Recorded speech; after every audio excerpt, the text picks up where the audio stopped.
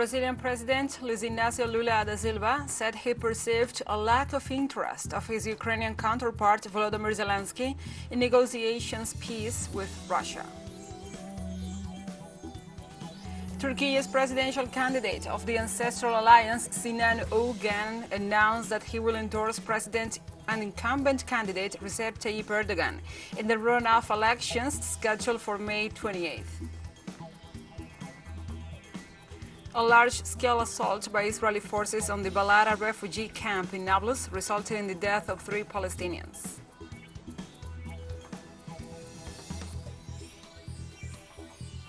From the headquarters of TeleSUR English in Havana, Cuba, this is From the South. I'm your anchor, Gladys Quesada.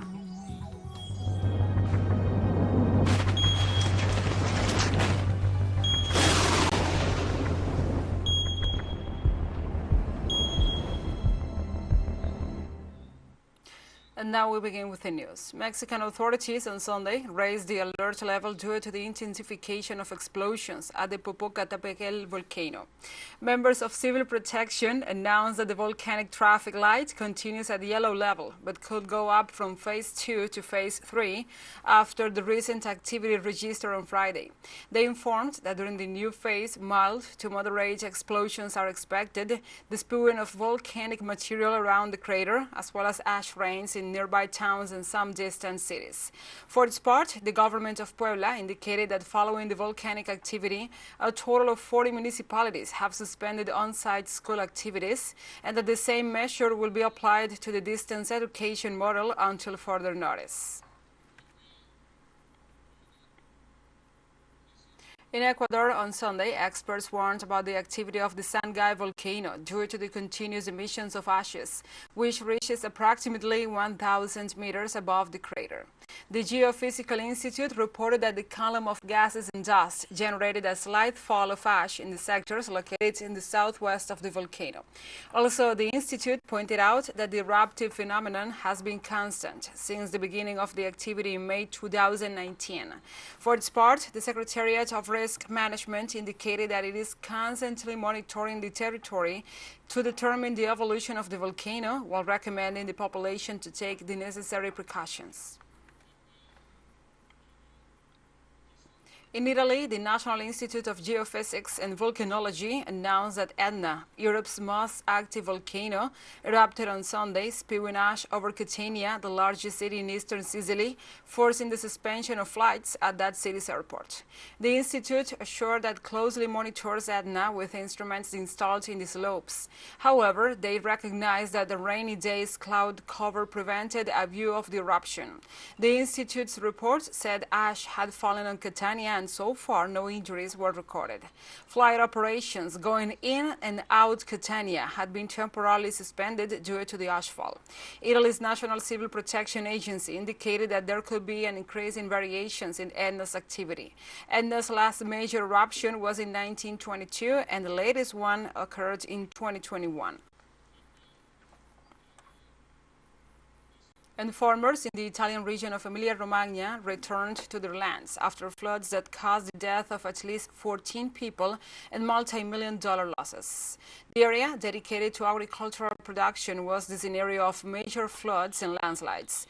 The prolonged drought that preceded the storms worsened the situation since the rainfall that usually occurs in half a year concentrated in only 2 days. Among those affected are Patrizia Kivasi and her family, who owned a 22-hectare farm in the suburb of Faenza. The losses are very difficult to calculate. There will be no harvest this year, and even for the next few years. That is especially true for the kiwi plants. Probably they all have died since their roots have been submerged in water for more than a day. I hope the apricots are still alive, but that's unlikely because there's still a lot of water. We were shocked and couldn't say a word. I cried and I have felt very sad since. After all these years of passion and hope, all the money and hard work invested in the orchard, everything has been destroyed in one day. On Monday, authorities announced that several provinces in southern and eastern China are on red alert due to extreme weather due to heavy rains. The Meteorological Center reported that the provinces affected by the heavy rainfall warning include Fujian, Jiangxi, and Guangxi. Some regions will also experience heavy rains in the short term, with more than 60 millimeters of precipitation per hour, accompanied by thunderstorms and strong winds. Due to these conditions, classes were cancelled and schools were closed throughout the Guilin city, affecting more than 300 schools. Authorities remain on alert and recommended the population to take precautions in the face of these severe weather conditions. On Sunday, the National Coordinator for Disaster of Guatemala confirmed the current rainy season has left more than 62,000 people affected. According to the National Coordinator for Disaster, there are 3,215 sheltered people, 7 missing, 23 injured, and 47 fatalities due to weather-related incidents.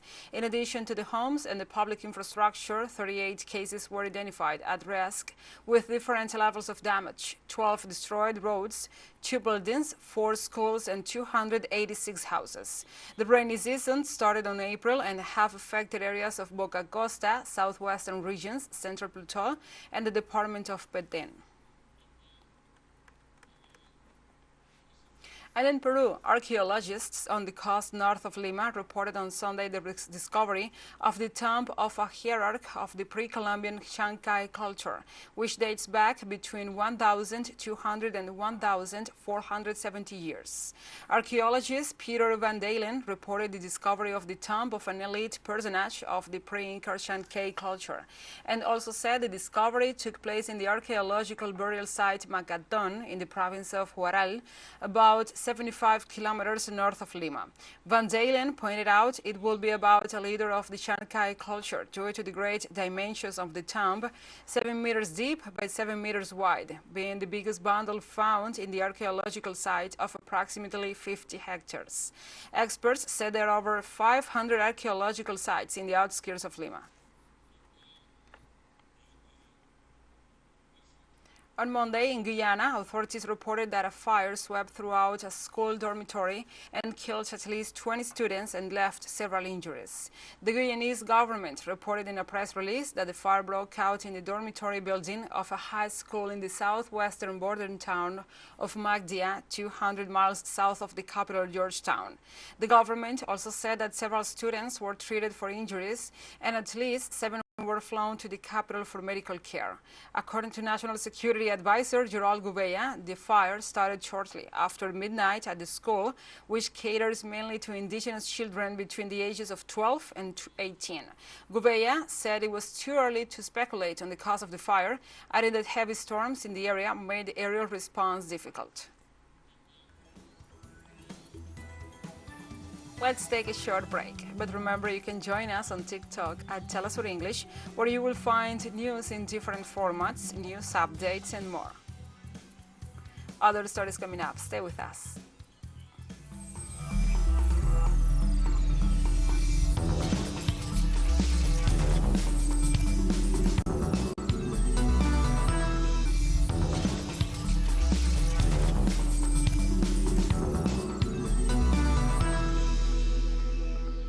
Welcome back.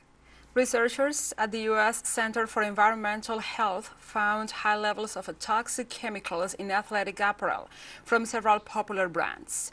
The center tested lycra fabrics, shorts, sports bras, and T-shirts from 8 brands. The results revealed that the level of bisphenol, a BPA, in the polyester-based garments with synthetic spandex elastane fiber was about 40 times the recommended limit. BPA is a chemical compound used in the manufacture of a wide range of everyday products, from food containers and plastic water bottles to toys, and in the manufacture of some clothing. Studies have shown that BPA can be absorbed through the skin and end up in the bloodstream. Prolonged exposure to bisphenol has been linked to diabetes, cardiovascular disease, cancer, obesity, erectile dysfunction, and asthma. The garments tested belong to Nike, Adidas, Champion, Athleta, Kohl's, Patagonia, Sweetie Betty, and Fabletics. On Sunday, the White House and representatives of the Republican Party in Congress concluded a new round of talks on the debt ceiling without making significant progress. Representatives of both parties held a 2.5-hour meeting at the Capitol. President Joe Biden and the House Speaker Kevin McCarthy agreed to meet again on Monday. Republicans want to raise the country's debt limit, currently at $31.4 trillion, in exchange for cuts, while Democrats argue that it should be increased without conditions. The deadline is next June the 1st, the day designated by the Treasury Secretary Janet Yellen as the decisive day to define whether or not the United States will default on its payments. On Monday, Ireland's data regulator hit Meta with a record €1.2 billion fine and ordered it to stop moving EU's users' personal data to the United States.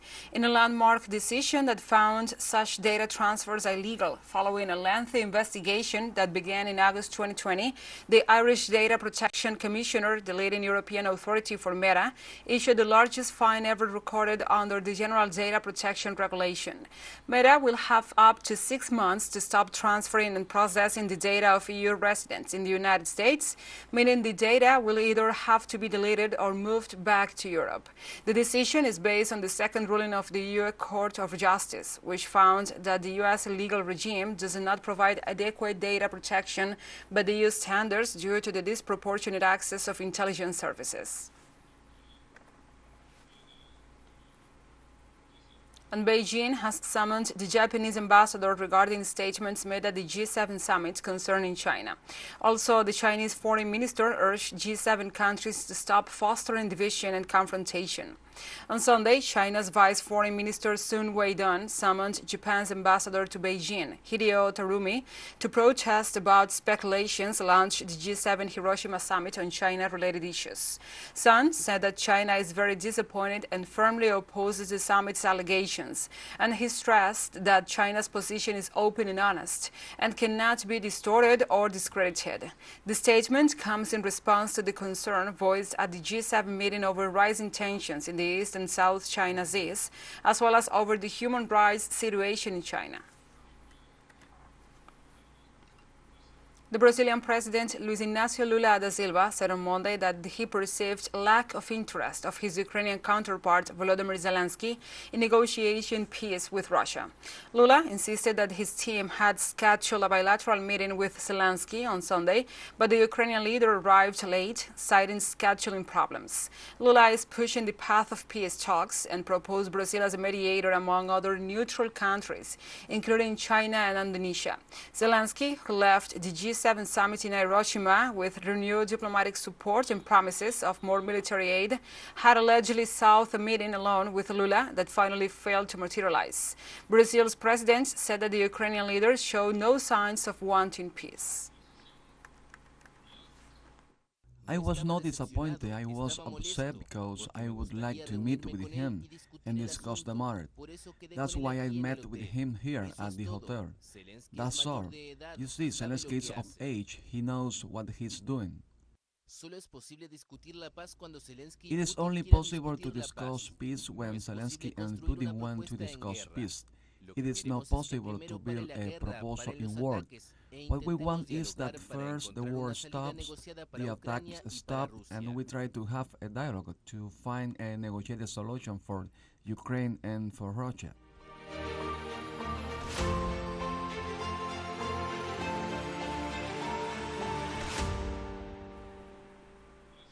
Now we move on to other topics. The United States Defense Department announced a new shipment of arms and ammunition worth $375 million for Ukraine.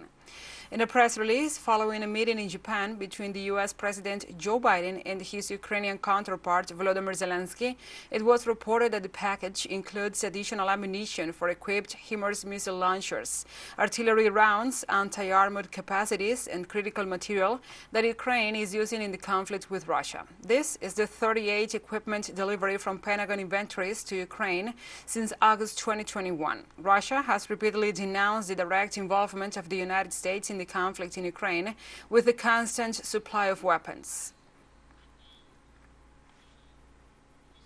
On Monday, Russian authorities said a Ukrainian sabotage group had entered the border region of Belgrade amidst a series of attacks on national territory. The region's governor, Vyacheslav Gladkov, indicated that a sabotage and a scouting group of the Ukrainian army entered Gryvoron, a Russian district 65 kilometers from the Ukrainian border. In recent weeks, the Russian territory has suffered an increasing number of sabotages and attacks, which Moscow attributes to Kiev, but from which the Kremlin expects a major counteroffensive. So far, Ukraine denies any responsibility for these attacks, or at least so it seems, since it has refrained from commenting on the actions. On Sunday, the center-right New Democracy Party of Prime Minister Kyriakos Mitsotakis won the legislative elections in Greece. With 99.55% of the ballots counted by Monday morning, the ruling New Democracy obtained 40.79% of the votes, while the former Prime Minister Alexis Tsipras, leftist and main opposition party, Syriza, won 20.07% of the popular support. The Social Democrats of PASOK came third with 11.46%. This information confirms no party obtained the necessary majority to rule without forming alliances, so the 10 million Greek citizens with the right to vote are expected to return to the polls in early July. TeleSUR English continues to grow. You can now tune in from 33 different African countries using StoreSat. Dial 461 and enjoy our Latin American alternative broadcast. One final short break, and we'll be right back. Stay with us.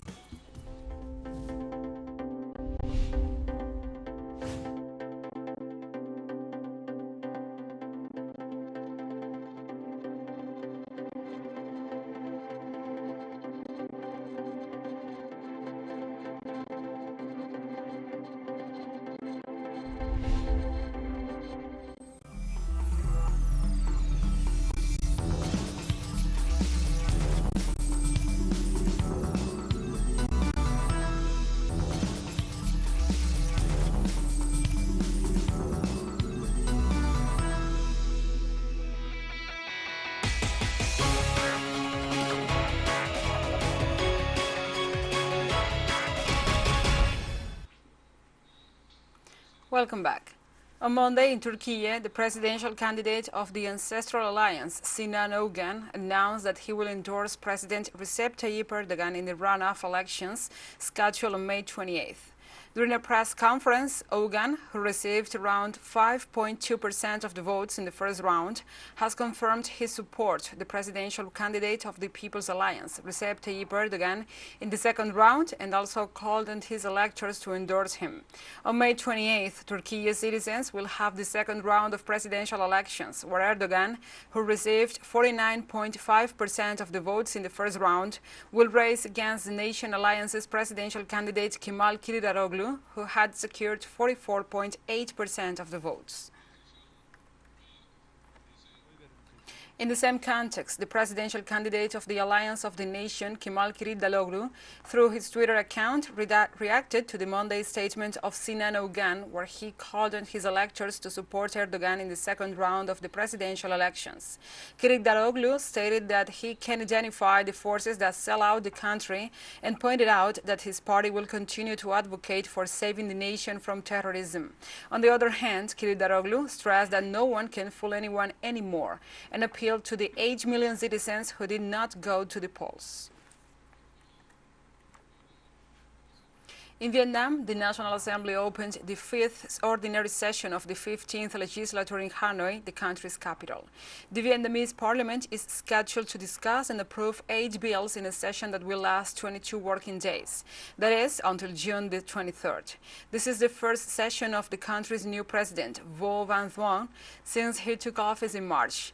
Among the bills to be discussed are a law for the protection of consumer rights and prices, as well as civil defense law. The deputies will also take another voting on 9 other bills still under debate, like a law on land, real estate business, and housing. On Monday, a large-scale assault by Israeli forces on the Balara refugee camp in Nablus resulted in the death of 3 Palestinians. The health ministry revealed the fatalities' identities at the jihad risk. 30, Abdullah Youssef Abu Hamdan, 24 years old, and Mohammad Bilal Zaytun, 32 years old, in addition to 6 others seriously injured. During the raid, the shock forces stormed dozens of homes in the camp and blew up a family home, injuring a boy and a girl with shrapnel. With Monday's killings, the Israeli army accounts for at least 156 Palestinian fatal victims since the beginning of the year, 26 minors among them.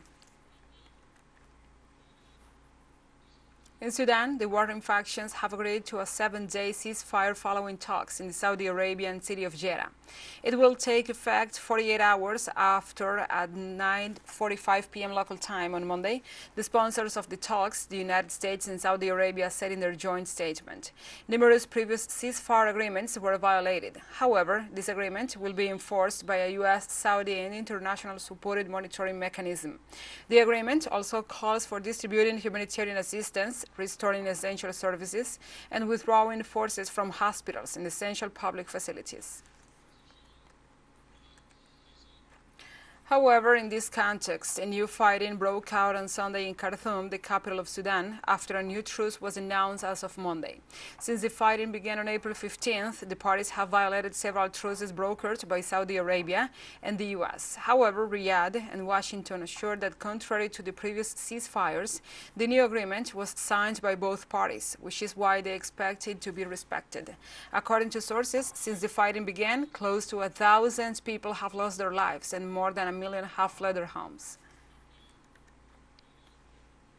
And we have come to the end of this news brief. But remember, you can find this and many other stories on our website at telesurenglish.net. And also, if you feel so inclined, please join us on social media for all the latest news. We are on Facebook, Twitter, Instagram, Telegram, and TikTok. For TeleSUR English, I'm your anchor, Gladys Quesada. Thank you for watching.